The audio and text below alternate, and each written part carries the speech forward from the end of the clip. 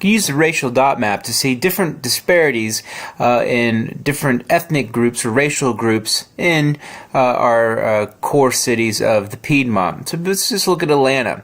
If we look at Atlanta, we can really see that stark contrast between the green and the blue, and the green and the blue, the white and the black.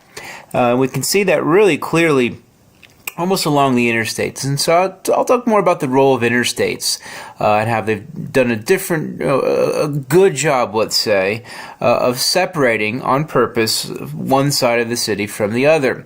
And so you can see that contrast quite clearly right through here. So here we see the white and the black. Go a little bit, zoom out, we'll see a new pattern that's emerging. That's the further residential segregation or separation. That's the Hispanic population, particularly out here in the edge cities. And so this is a characteristic of Atlanta and a lot of other Piedmont cities, is they're growing quite quickly. And they typically grow along the interstates. And so you're seeing new immigrants, where they're going to move. They might not be able to find attractive places to live in the downtown areas because of the high cost of rent, and so they're finding places more appealing out here in what is traditionally suburban areas. But nonetheless, you still see residential separation. You can see that clear cluster. Let's go to a kind of a competitor of Atlanta, kind of a city that kind of cooperates with Atlanta but also competes for different things. That's Charlotte. Here you don't see as stark of a contrast. It seems there's a little bit more of a sporadic pattern. Yeah, you can kind of see, looks like a little bit more of a black concentration here, but there's definitely more mixing. Hopefully that's clearly shown. There is I mean, this is the South. There's no doubt there's going to be racist policies, and there's no doubt there's going to be residential segregation here for a variety of reasons. But nonetheless, what we got going on in Atlanta is a little bit more of what they call white flight.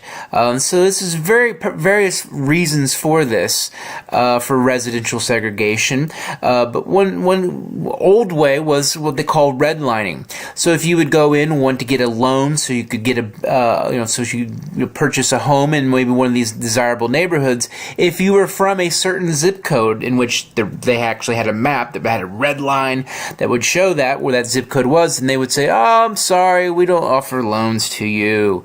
Another way that they could do this is something called steering. And so let's say you'd be, "Oh yeah, I'm interested in Druid Hills over here." And so you, as the realtor, could be like, "Whoa, all my blue dot people are going to be pissed off if I let one of those green dot people move in here."